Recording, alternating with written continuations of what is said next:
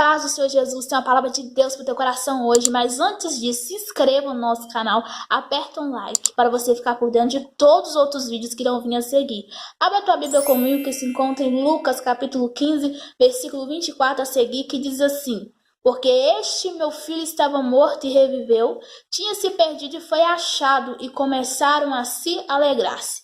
Essa passagem vai falar da parábola do filho pródigo, muito conhecidas por todos nós, mas a palavra do Senhor se renova todos os dias em nossa vida, e cada uma delas Deus vai falar de uma forma diferente em cada coração. Essa parábola vai falar da parábola de um pai que tinha 2 filhos em sua casa. Este pai era um dono de propriedades, era muito rico, dono de gados de fazenda.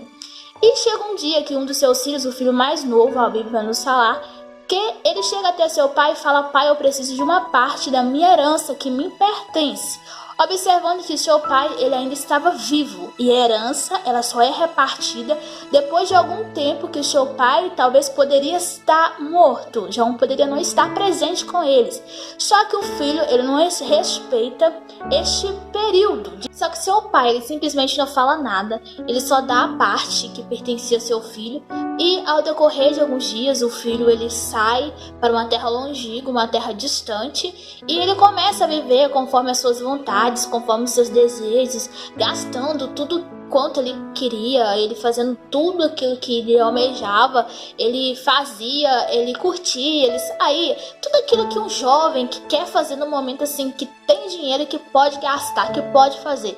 E foi exatamente isso que ele fez. Ele viveu assim sem regras, sem pensar no amanhã, sem pensar no que poderia acontecer depois daquilo.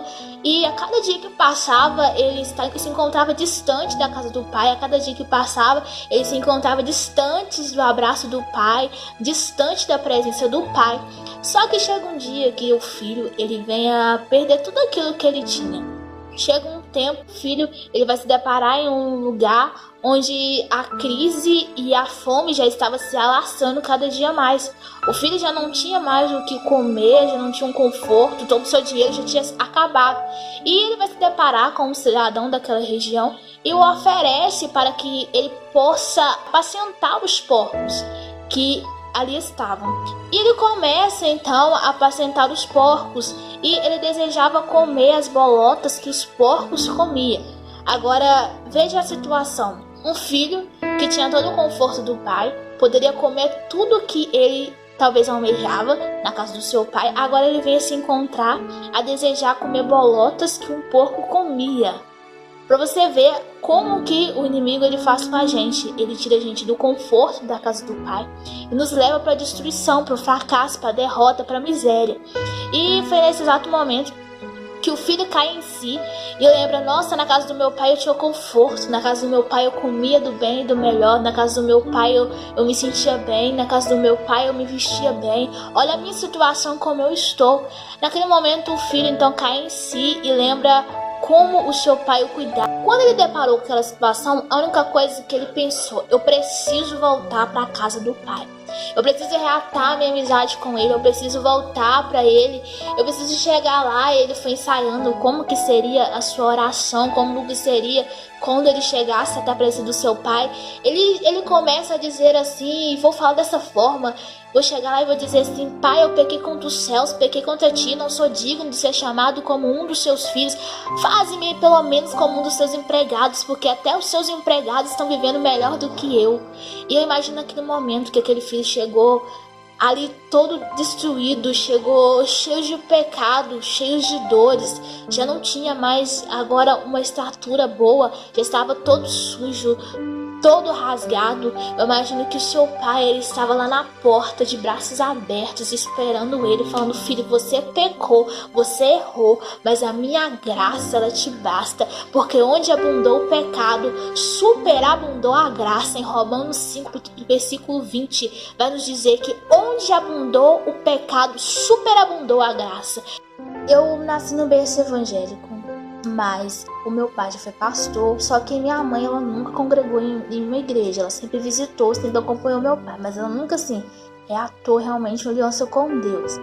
E eu cresci com esse propósito de ir para os cultos, de buscar a presença de Deus, só que chega um tempo, chega um período na minha vida que eu decidi sair da presença de Deus, porque até então eu não tinha experimentado como que era o mundo.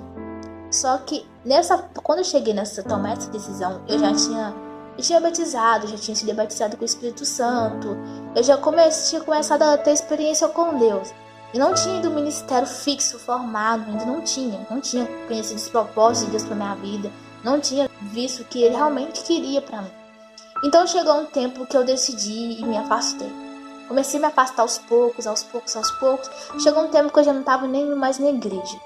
Foi um período em que eu abracei o mundo de tal forma que eu esqueci dos princípios, que eu esqueci daquilo que Deus tinha na minha vida, daquilo que Deus já tinha feito na minha vida. Mesmo sabendo da verdade, mesmo sabendo que era o único caminho, eu decidi então me afastar. Eu decidi agora viver absolutamente como filho pródigo. Viver conforme a minha vontade, sem regras, sem limites, apenas fazer as minhas vontades. Comecei a beber, comecei a sair para festas, comecei a cada dia mais a abraçar o mundo de tal forma, como todos os jovens chegam a uma fase e quer aproveitar, quer curtir, porque eles falam que gente evangélica só é velho.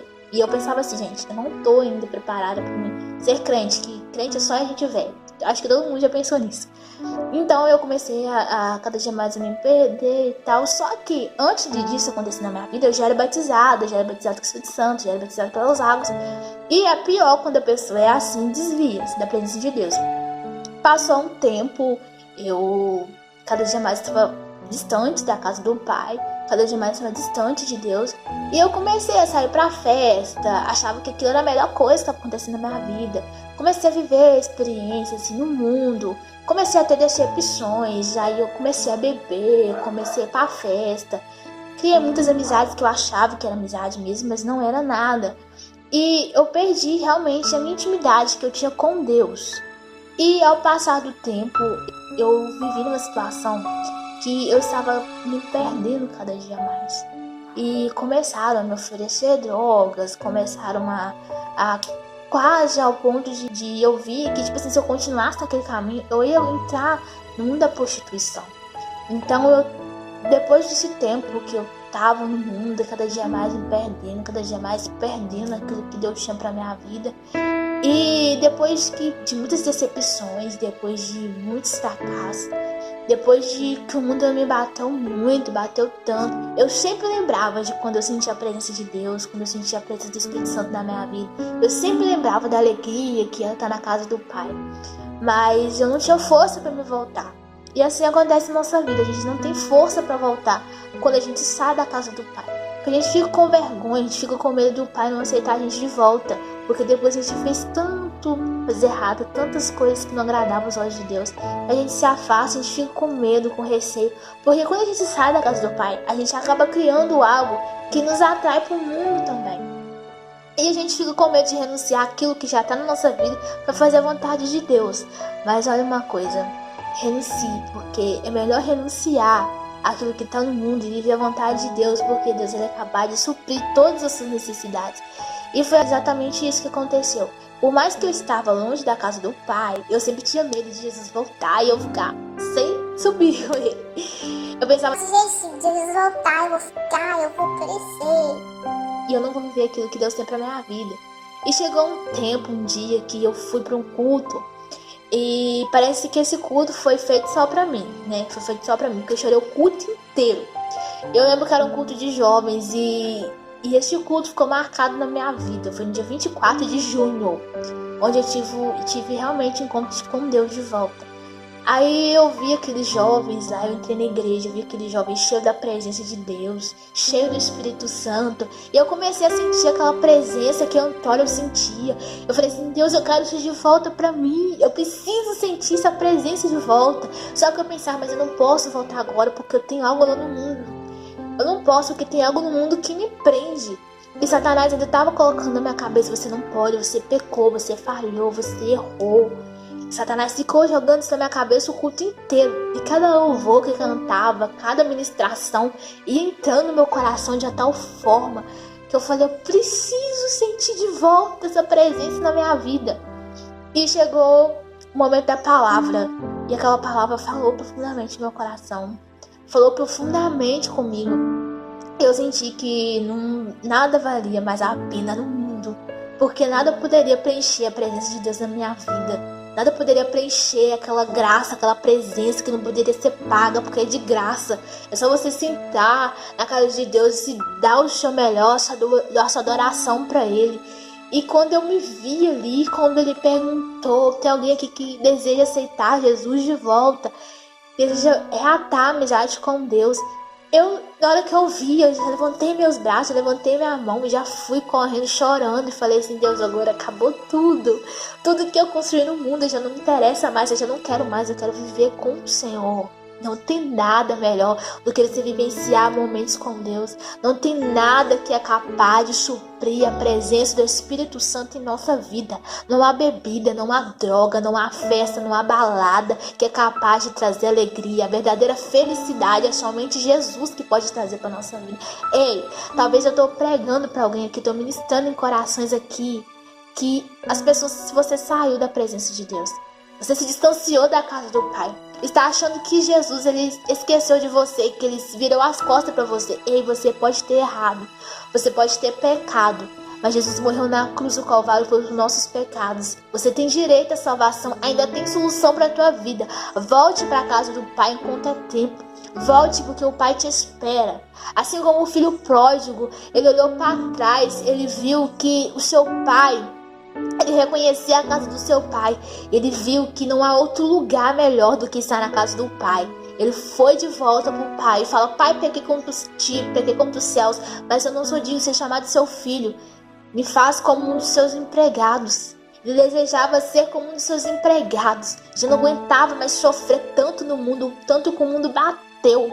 Porque é assim na vida da gente. A gente sai pro mundo, o mundo nos oferece as mil maravilhas. Quando a gente está no fundo do poço, que Satanás, ele faz a gente viver momentos mais doloridos da nossa vida. Ele nos abandona e nos deixa jogado. Mas é neste momento que a gente está jogado, que parece que não tem solução para nossa vida, parece que não tem mais jeito, Jesus chega e muda o quadro e fala: Filho, você pecou, você errou, mas eu te amo, eu não te abandono, eu tô contigo na luta, eu tô contigo, eu não te abandonei. É neste momento de frustração que você olha para você mesmo, você se sente pequeno, você se sente que não vale mais nada, de tantos erros, de tantos fracassos, de tantos pecados. É neste momento que Deus chega, te purifica, te transforma. E aquilo que você não era nada, Deus traz de novo para sua vida. Traz de novo para sua vida a presença dele, que nunca deveria ter saído. Ei, talvez você se distanciou da presença do Pai. Talvez você se encontre afastado da casa do Pai. Hoje Jesus te chama de volta para a casa dele. Eu tô dizendo pra você: ei, volte. Volte porque tem um planos em Cristo pra tua vida. Volte porque ainda a promessa na tua vida não morreu. A promessa na tua vida ainda tá de pé. Vem vivenciar momentos comigo extraordinários que o mundo não é capaz de trazer pro teu coração. Ainda tem solução pra você. Volte porque o Pai te espera.